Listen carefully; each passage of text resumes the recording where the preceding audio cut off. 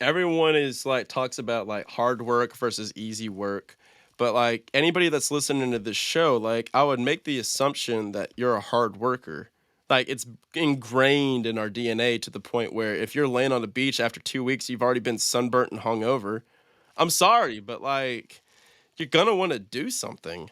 Like I know guys right now that are, worth $50 million and they're having existential crises because they don't know what the heck to do with their life right now. And they're like in their 40s.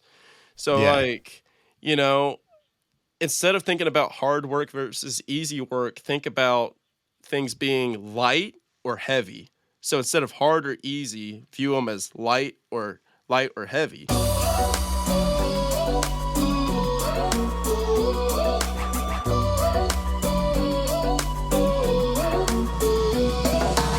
hello and welcome to the Neighborhood Money Podcast, a video podcast about personal finance and helping you build a life you deserve. If you are new here to the neighborhood, my name is Cavan. I am one of your hosts, and the other host on the other side of the screen or the other side of the headphones is my co-host, Drew. Drew, how's it going today, my man? It is going good today. Just another day, nothing too crazy. Other than that, really just a podcast that we're doing today. We got Brian Luebben on today, and very awesome. A very fun, very energetic guy.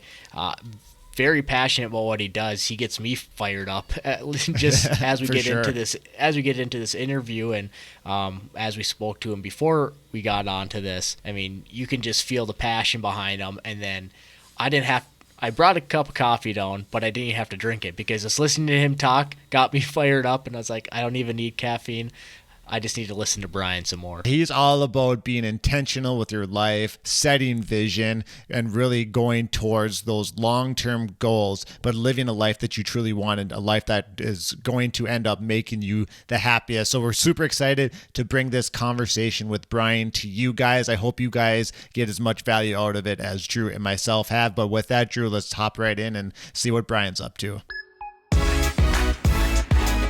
Joining us this week in the neighborhood is a very special guest, actually one that has already reached what many of us are trying to achieve, and that's financial independence. And the impressive part is that he reached it at the age of 27. He also is the host of the Action Academy podcast, a podcast that focuses on the mindsets, methods, and actionable steps to help you earn freedom in your business and in your life. And that person is none other than Brian Luebben. Brian, thanks so much for joining us here in the neighborhood studio with Drew and myself. Super excited to get you on and learn all about your story, all the stuff you've done, as well as how you have house hacked your way to financial independence. How's it going today? What's up, man? No, it's going fantastic. I'm actually talking to you from live and in color from the basement of my house hack right now. I will say that my girlfriend is getting sick of the house hacks. But it's like as soon as I moved, it was like, and we can get into it in the interview, but as soon as I moved out of the high-rise apartment, like I was a sales professional out of college and living in the middle of the city in a nice, floor-to-ceiling window apartment. And as soon as I went from that to living in a basement, I never got out of that, apartment mentality. While I've been technically owning the houses, I've just never really viewed it like that. So she wants to actually have a whole house now, but we'll see. And you're like, we could probably rent out something. Baby, it's called cash flow. Where your house is at right now? North Atlanta. Are they in California or? No, Atlanta, Georgia. North Atlanta. Yep. So I'm North Atlanta. Okay. So I'm Path of Progress. So I do the little satellite areas that are very high appreciating, very high growth in the North Atlanta market. Everyone's moving here. Everyone wants to live in the suburbs. I focus on B class, B minus kind of types of homes. For anyone that's not familiar, it's A, B, and C. A is like your luxury rentals in the middle of the city. B is working class. C is, I guess I'll live here until I get a better job.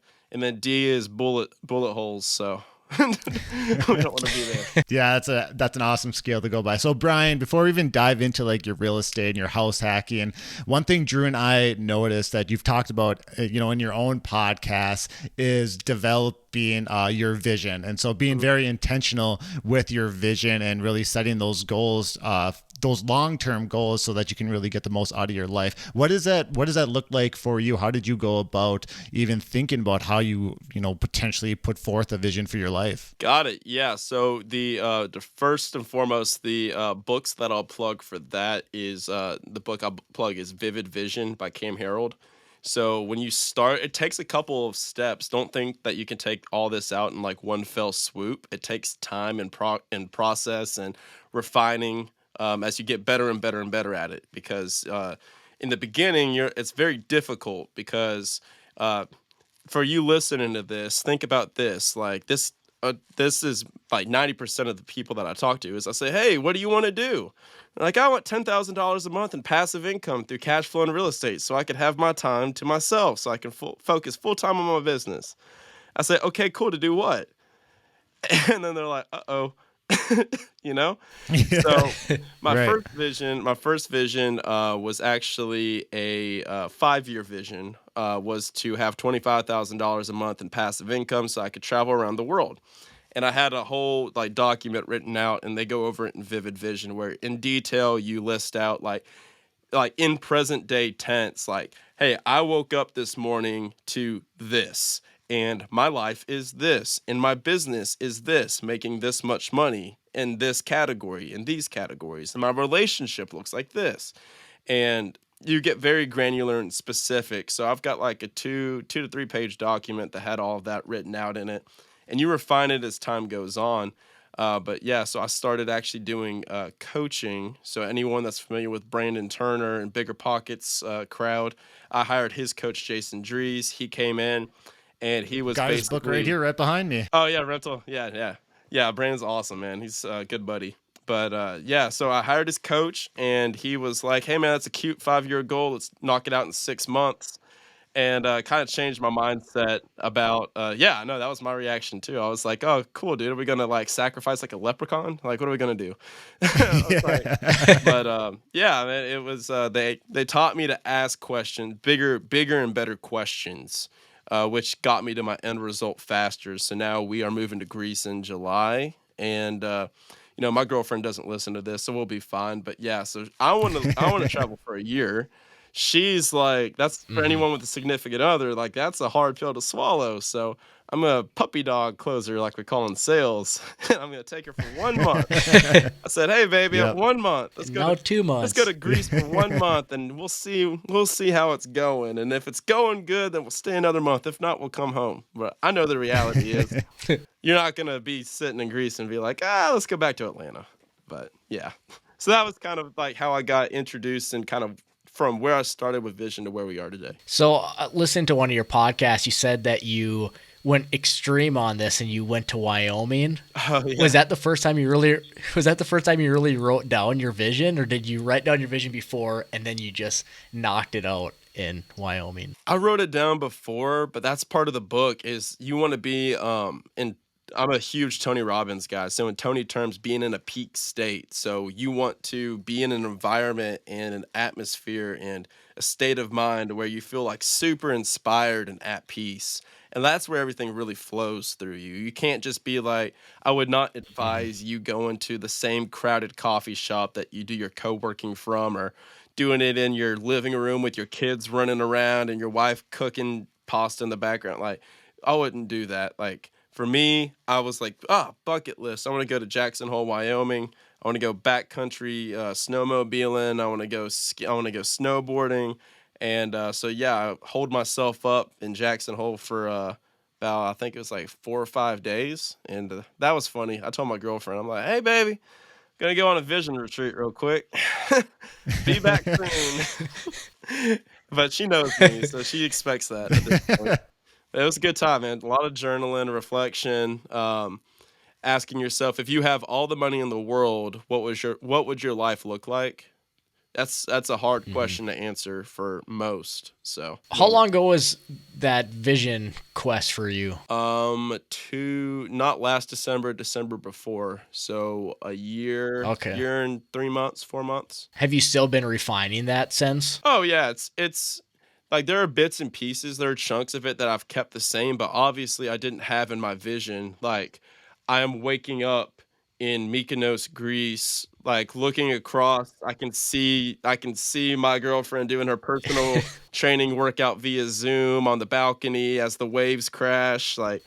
Like that did not exist in my vision before. But now it's like the plane tickets Sure. are being booked, so it's awesome. I mean, there's a lot to be said that, a lot of people talk about how if you imagine what you want your life to be like, that's going to ultimately come to fruition. And I think you kind of nailed it on the head that being intentional with whether you, like you said, whether it's traveling or whether it's just creating a retirement down the line that is going to help you live a comfortable retirement, whatever it ends up being, is super important to have that vision. Yeah. I think Drew and I talk about that all the time when we, just being intentional with not just only your money, but also with your most valuable resources. And that's going to be your time, and making sure that, that vision and how you ultimately want to live your life ultimately connect to each other. So Brian, when you have set your vision, was that kind of before you got into the personal finance, investing, building a business scene, or where did that really align on your journey? Oh no, man. We cannot sit here for 1 second and act like when I was buying my first house hack that I was like, "Oh, I need to think about the vision." No, man. Like that's why podcasts are cheat codes, right? So like all of this is coming from my multiple 8-figure, 9-figure mentors that are way down the pike from me. Like they're like, "Hey man, like you're doing great. This is like what you do now. Like this is how you accelerate things."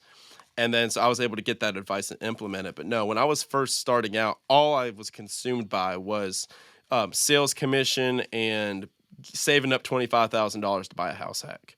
Like that took an entire year of my life was thinking, okay, make commission, save commission, make commission, save commission, make commission, save commission, 50% savings rate while I was in the high rise apartment. So that was like Yeah. super hardcore budgeting. As soon as that was done, I bought the house hack. First time I saved $25,000, it took a year. Second time it took 6 months. The third time it took 3 months, and then now this year I was able to save it in 4 days. So it's like Wow. Yeah, it that's awesome. compounds.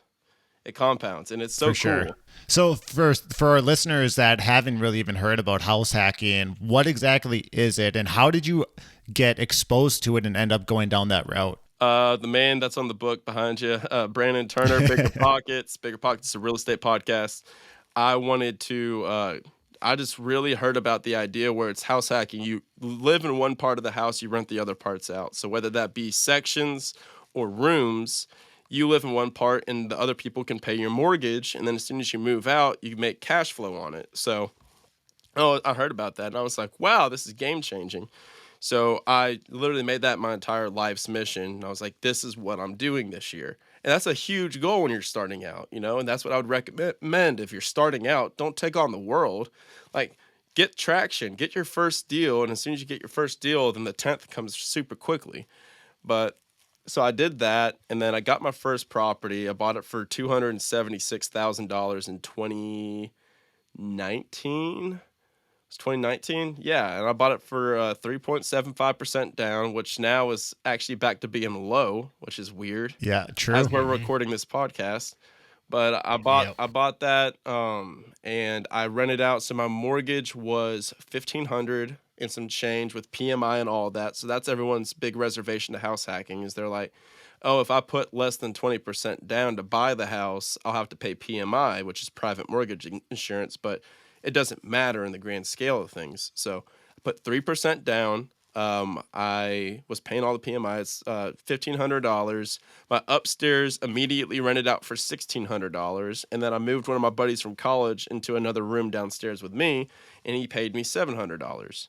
So I was already kind of cash flowing a little bit while I was living there, and Hmm. then as soon as I moved out, I did some renovations, and now I cash flow about $1,000 per property net is my goal. So basically, house hacking, right, is you are going to have your living for free when you're living in the house, and then you move on, and then you got that rental property. But one thing that we saw, Brian, and something that you do, slightly differently than when you think about traditional real estate investing, is that you actually rent out these rentals room by room. Is that right? Yeah, so it's dependent.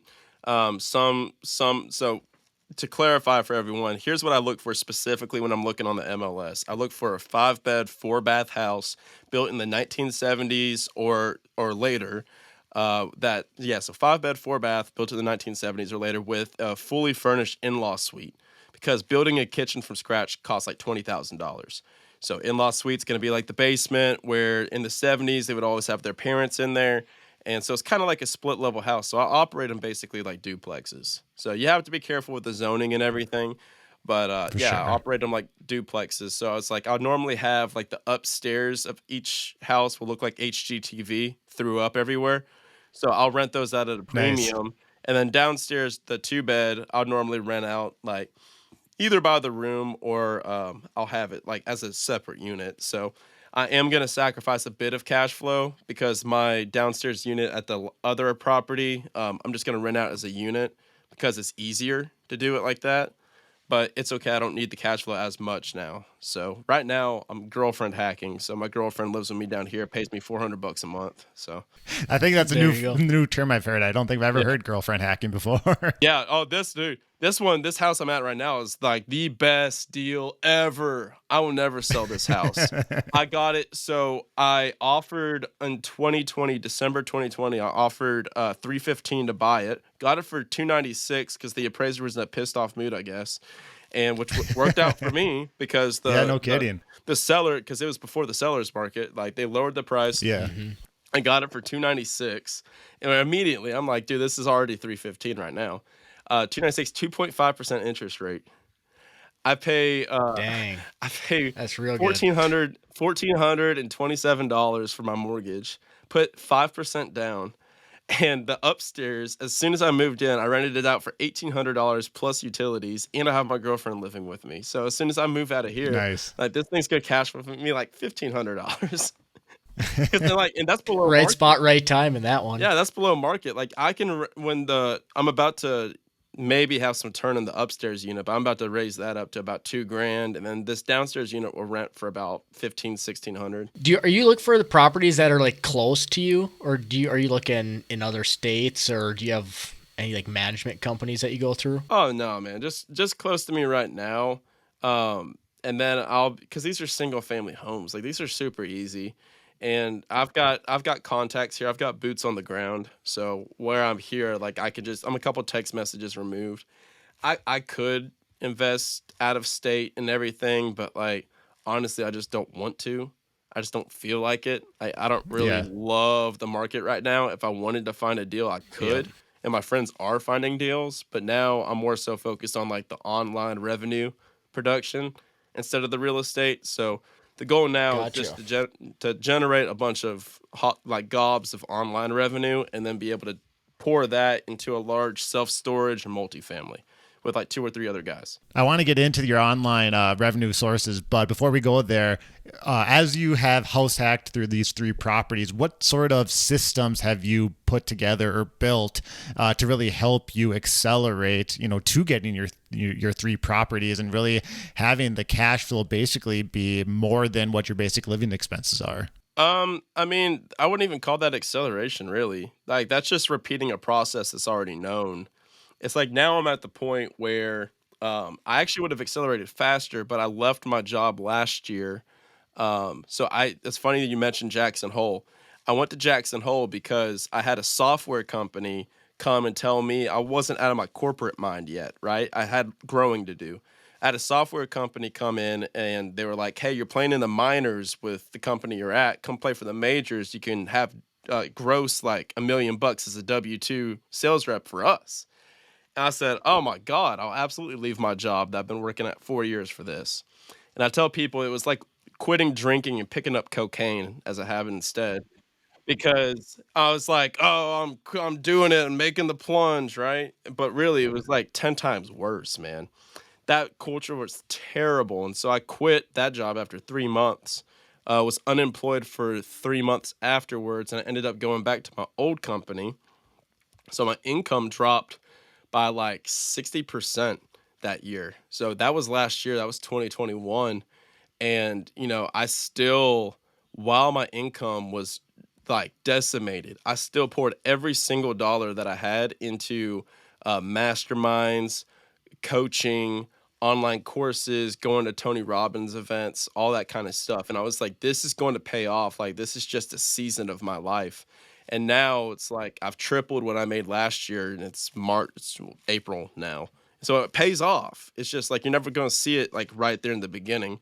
So to answer your question, like I would have accelerated a little bit faster, but that kind of was a hiccup. But hey, that's life. Problems happen. It's okay. Talking about that Tony Robbins, I remember hearing you say that you met somebody there that like bought three or built three businesses, Oh sold yeah. them all, retired, and you're like, well, why the heck are you still trying to build something? And I just want to sit on the beach. And he's like, I don't Dude, know, you changed kind of my seem like life. a doer, Changed my right? life, And then man. that made you just completely go from I want to be on the beach to is that when you kind of started the online focus? Oh my God. So the story he's referring to is like I was sitting next to a guy. So in my mastermind group, like we had some guys that were called platinum partners for Tony. So like they pay a bunch of money and they sit up in the front.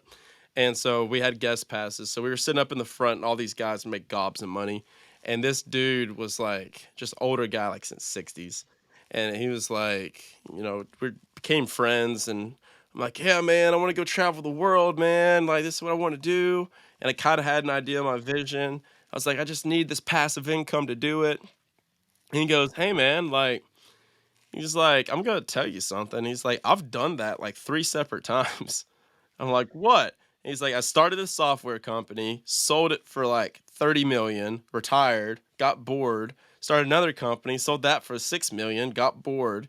Then started another company, sold that for like 40 million. And then I got bored again. He's like, so instead of trying to think about like this retire like early retirement, he's like, instead of thinking about that, think about like what the heck would you do for fun for free and figure out how to monetize that and do it at scale so where you can provide the massive amount of value to other people and make a living from that, and that will accelerate everything that you're trying to do and make it more worthwhile. So for me that was podcasting. And then that's when you said, well, did you coin the term passive income, or not passive income, but passionate I will income? coin it, man. I'm going to coin it. I need something. I think that's it. I think I, that's my I thing. like that. I think that's my thing. I'm gonna coin it, man, because Brandon Turner took house hacking, so it's like I've got to have something. Dude, it's so hard to think about a niche when you're doing all these like podcasts and everything. It's like, what can I come up with that's like remotely like original or unique? And so yeah, Yeah. I said Brian, no, I love that one. instead of I love the passive passionate income, income. you can still get passive income, but think about passionate income because I passionate like the income, passionate yeah, income for sure because like you think about like so many people like they want to have the quote unquote passive income, but traditionally for people what? just think like they just like will get this flow of money coming in where it's like you got to put a lot of hard work up front. But if you really like that hard work, why not just continue it, at scale like you were talking about over the course of your entire life and have that passionate income and being less focused on the passive. So here's another like mindset shift that I would challenge people to do. Everyone is like talks about like hard work versus easy work. But like anybody that's listening to this show, like I would make the assumption that you're a hard worker. Like it's ingrained in our DNA to the point where if you're laying on the beach after 2 weeks, you've already been sunburnt and hungover. I'm sorry, but like you're gonna want to do something. Like I know guys right now that are, worth $50 million and they're having existential crises because they don't know what the heck to do with their life right now. And they're like in their 40s.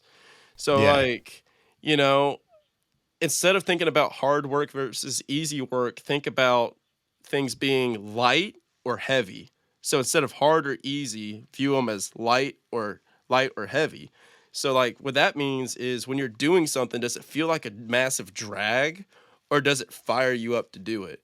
Like doing this podcast that I do is a lot of work, and I'm sure this one is that y'all do is a lot of work. But like, I'm making the assumption that you like wake up, you're like, dude, like absolutely, I'll do that and record For and sure. edit and do the socials. Like that's so much fun, but like that's hard work, But it's like Yeah. it feels light, like it feels Yeah. good.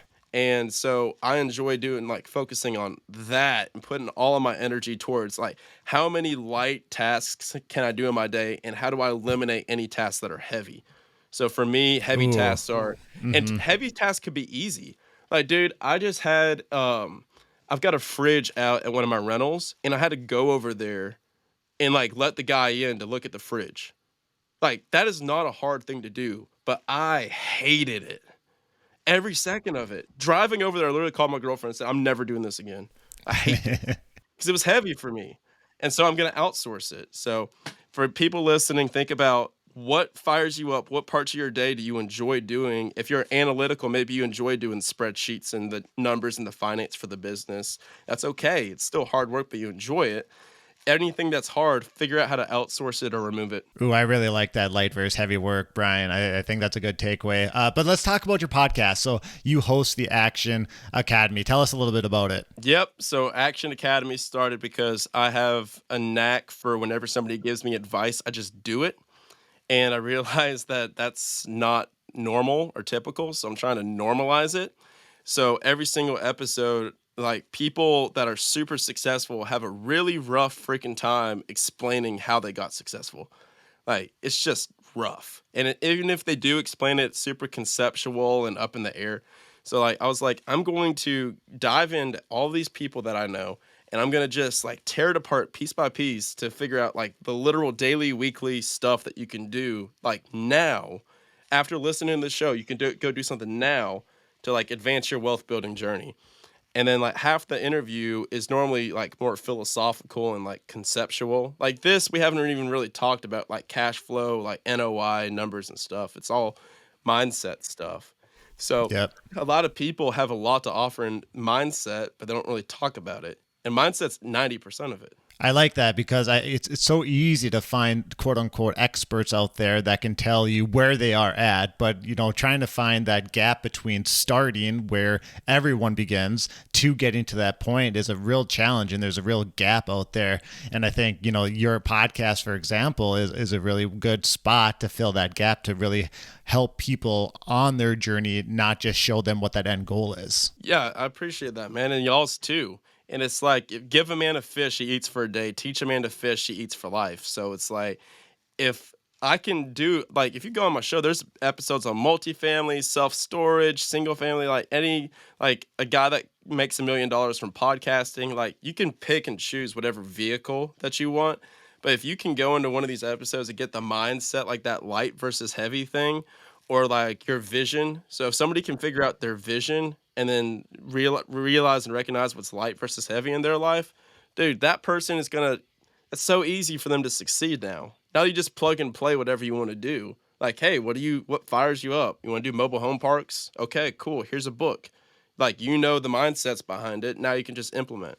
Yeah, I'm glad you brought up the mindset. I mean, even earlier when you were saying you kind of had that corporate mentality. You have to get out of it. I mean, something that Cavan and I have talked about in the past is you kind of have to have some type of a spark or a light bulb moment, and you have to be able to look at that situation different. And I think that's something that like your podcast can show, and what we try to bring to it as well is you can do your 9 to 5 stuff. It's fine if you like it, but like we want you to have a spark to understand why you're doing it. Like if you like doing it and you enjoy it, then good. But if you don't really understand what else is out there, that's what we tried to help facilitate. And even I think your podcast can do the same. Yeah, and like I hope people enjoy their jobs. Like everyone's demonizing W-2 work so much, but like I would sincerely hope everyone listening to this like loves what they're doing. I would probably assume not, because they're listening to podcasts on financial independence and freedom.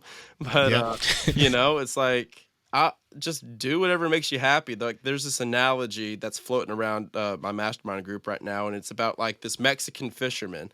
And there's this Mexican fisherman, and he's out and he's casting his net, and a businessman is on vacation from New York, and he's like, "Hey man," he's like, "you've got a great operation here." He's like, "With my help, you can be able to increase your boats like by 30 boats and then produce like so many more fish. And then you could be able to sell all this fish, package it. And then in 2 to 3 years, we could sell this as a giant fishing company. And then you'll be rich and retired." And then he goes, "Well, then what would I do?" And then he goes, "Well, what would you do if you had all the money in the world?" He's like, "Fish." What I'm doing right now. He's like, so figure out what you freaking love and what fires you up. And then there's 90 million ways to go about getting there faster. Like you just have a self-imposed time limit and timeline on it that you think is true, which is it's not. Yeah, I think that's so powerful. The fact that you find what's truly valuable to you, and you kind of just throw. I mean, you have that money to live, right? But you throw the millionaire status or the decamillionaire status out the window and say, hey, like, what do I actually want to do? And then what kind of funds do I need to actually live that type of life to, at the end of the day, to truly be happy? Because we all know that we're only on this planet for so long. So why not live a life that, that's enjoyable and fun and happy, and be like the fisherman who can just fish for a living and doesn't need a whole lot outside of that. But Brian, so Drew and I are very big on financial vices or guilty pleasures, and that's kind of a nice segue from we just were talking about. Is everyone needs to have that kind of outlet, that financial vice, that's something that they want to spend money on, something that makes them feel good, from buying it, whether it's a book or if it's going on a vacation or OT or whatever it might be, even though from time to time it might make them feel a little bit guilty. So we like to ask all of our guests on our show, what is your financial advice if you have one? So Brian, what do you have a financial advice, and if so, what is it? Yeah, absolutely. Travel and food. Like, I love travel and food. So it's like I'm gonna not stay in the cheapest place. Like, I'm gonna stay at like a nice place. Doesn't necessarily always mean the most expensive place, but and like when it comes to food, I'm going to eat like the most like natural, wholly produced, like best tasting, freshest food because I care about my body, and that's So an invest. McDonald's? Yeah, it's a McDonald's every day. No, it's a good investment. It's a good investment. And Cavan, to your Yeah. point about like the wealth thing, it's like the irony of it is as soon as you do all the stuff that I'm talking about, your net worth just jumps and doubles and triples and quadruples like so much easier. So it's like, yeah, I'm already about to hit the 7-figure mark. Like, so it's like, and it's like that's without focusing on it like really that much because it just comes like naturally. And like that's the main advice that they give is like you have to kill versions of yourself to become the new version that gets to the new point. But yeah, that's the answer to the Well, question. when Man. you can, Travel and food. yeah. Well, I was gonna say, if you focus on like those shorter term things, right, like your health or even building like that small emergency fund wealth, like you can focus on those longer term goals, like you were talking about, and that's whether it's building your wealth or going to Greece for a year that your girlfriend may or may not know about yet. Yeah, and we were joking too for people listening. Like I've got friends that have like $1 million a month in passive income. And the irony is like, like my passive income is like 4,000. Like it's okay, but it's not $1 million a month. But the irony is that their business is so huge that runs that $1 million of passive income that they have like hundreds of people working underneath them. And so I could just jet set off to Greece, and then they're like, I don't think I could do that. I'm like, haha, Who's a fisherman now? who's a fisherman now, sir? Keep your rig. Brian, thanks so much for hopping on the podcast today. We've got one last question for you. And every week, Drew and I share with our listeners what's going on in each of our neighborhoods, just as a way for them to get to know us a little bit better and to get to know the person behind the microphone. So what's going on over in your neighborhood, and where can people really go out and find more about all you're doing, and if they want to check out the Action Academy podcast? For sure. Yeah, absolutely. Just go check out Action Academy Podcast on Instagram, actionacademypod.com. I don't know when this is going to air, but I'm getting a website like brianluebben.com. That's Luebben. That will be up. And I will be making some announcements shortly about the pivots that are happening in my life. So that will be late April that I make those. And then as soon as I do that, I'll have a lot of content, it's all going to be free stuff. It's just going to be, if you want free content, go check out the website, brianluebben.com, and I'll have as much of my story that I can give to you that you can just use for free. And then you can just run with that, and then I'll see you in Greece. Maybe Drew and I will buy a ticket and hop over there. There you go. We'll tell our wives like, hey, let's just go for 1 week. Let's just go for 1 week. Talk to this guy. I just want an authentic Euro. That's all. Baby, what's light versus heavy for you? Well, Brian, thanks so much for hopping on. Like I said, we'll make sure to put all of your stuff out on our socials when this releases. But again, thanks so much for hopping on the podcast. It was a heck of a lot of fun talking to you, and wish you all the best in Greece, and looking forward to seeing it out on your socials. Thanks, guys. I appreciate it. And if anybody got value out of this, you know that you need to go give Neighborhood Money a rating and review on every single platform that you're listening Boom. to right now. Rating and review. Otherwise, you will never get on the plane. You will never get on the plane unless you leave a rating and review.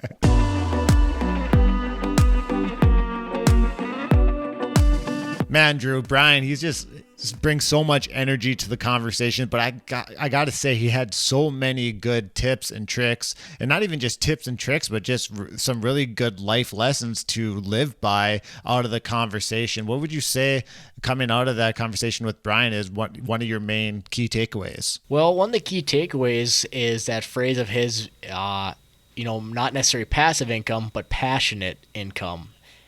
And I think that is a theme that kind of keeps being brought up, at least through the interview there, and even through other podcasts or interviews that we've had.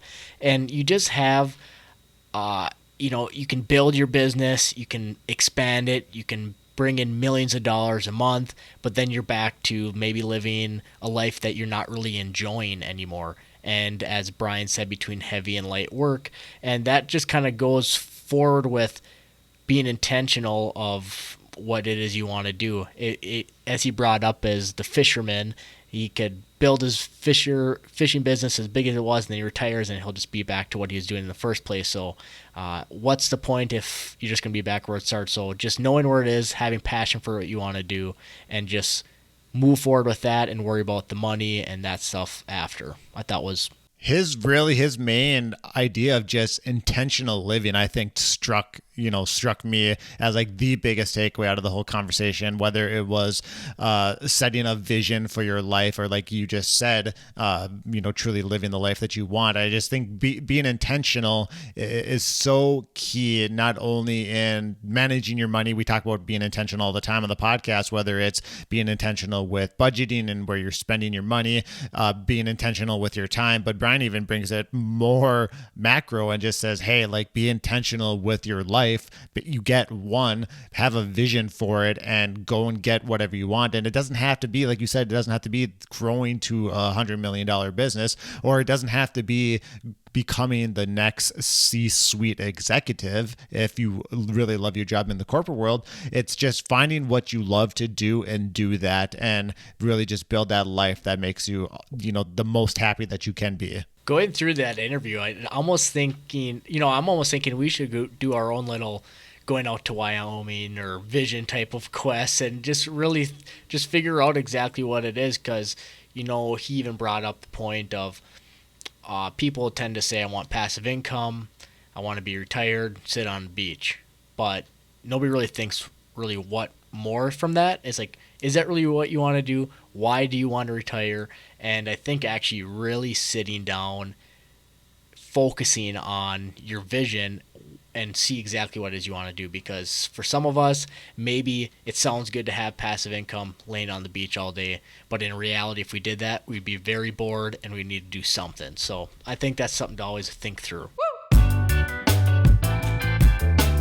As you get older, making sure your loved ones and your financial life is covered in the event that something were to happen to you is extremely important. This is exactly what term insurance provides. Term insurance is exactly what it sounds like. It's insurance for a certain term or period of time. You pay premiums or payments to an insurance company, and in return, if you were to pass away during your term of coverage, your family or your financial estate would receive a death benefit equal to however much money you take out in coverage. So how much should your death benefit be for your term insurance policy? Well, it's recommended to have 10 to 12 times your annual income in term insurance coverage. But you also have to think, what will this money be used for? For example, do you have a mortgage to pay off? Do you want to fund your kids' college? Or do you want to just make sure that your family continues to live the lifestyle that they were living before? It's ultimately up to you to decide how much term insurance coverage you and your family needs to achieve whatever is most important to you.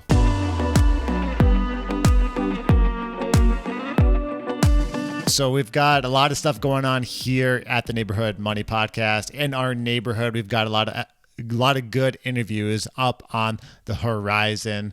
So if you're listening to this podcast and if you really like the direction that it's going, please leave us a review on the podcast platform that you listen to. That really helps us grow this podcast an awful lot. And if you're listening over on YouTube, consider subscribing and liking this video. That definitely makes our podcast, well, one, it tells us that you really like the content, but two, it gets this content out in front of other people. So Drew, that's what's going on in the neighborhood with the neighborhood money, but what's going on over in the Norrie household? Norrie household, another one of those weeks where it's pretty low key. We did attempt and actually went through with making a trip down to your house this weekend. It was fun. For the birthday party, and the babies the last week or two in the vehicle hasn't seemed to have been that awesome. So I was kind of worried about doing a down and back trip for pretty much a total of 6 hours in a car, but I have to say he did awesome. He slept for probably 2 hours and 15 minutes probably on the way there. So really after that, it was only another 30 minutes or so to your house, and just give him a little stretch, a little food, and that was pretty good. And then on the way back a little bit later, and he slept most of the way there. So I was pretty excited that I didn't have to, I like, when he's crying, it means his lungs are strong and he's healthy, but for listening to screaming in your ear for like an hour or something, it gets a little old. So I'm glad I didn't get that. It kind of sounds like he's ready to pack up, get in a plane, and head over to Greece and hang out with Brian for maybe a week or two. We'll see if we can get both of our families on that plane. I'm thinking so. Yeah, but and then after I left there, did you end up doing anything more at the house after just picking up and everything? Yeah, so have you ever heard of, I think it's called an uni grill. Have you ever heard of that? Nope. So it's a pizza grill, which it kind of mimics like your wood fire pizza, but it's propane. But my brother and his fiance just got one as a wedding gift, and he got that thing ripping up on Sunday night and started I think they made like 8 different pizzas, but man, that thing is one of the coolest things that you can cook on. I'm very tempted in buying one for myself, but it's really cool. It takes like 60 seconds to 2 minutes to cook a pizza. It's incredible. Is that going to be one of your financial vices? Is just cooking tools and yard tools? The next one is the pizza oven? Yeah, that's it. All the little gadgets when you get in the kitchen. That's exactly my financial vice. Yeah, I feel like we don't have enough cupboards for all the kitchen stuff that we have at this house, so I wouldn't be surprised. I'm glad my wife didn't end up seeing the pizza oven, because we'd probably end up getting one then too. It's really cool though, because it my brother was out there with the paddle and was flipping the pizza around so it wouldn't burn, and scooping it out with the big, I don't even know what it's called, a pizza shovel for I have no idea what actually it's called, but it was pretty cool. And overall, the pizza was delicious. Fantastic. There might have been a couple of pizzas that ended up as calzones through the process, but hey, I'm not going to judge because I could not do any better. But yeah, they were fantastic when it comes down to the taste. Oh, geez, that sounds good. Well, there's another episode in the books for the Neighborhood Money podcast. If you made it this far, thank you for listening. We hope you enjoyed all of what Brian had to say. There's a lot packed in there. And if you wanted to hear more from Brian himself, he has his own podcast. And so go check that out. We'll have all the links to that in our socials and the descriptions for this podcast. So, Isan, thank you again for listening, and we will see you next week in the neighborhood.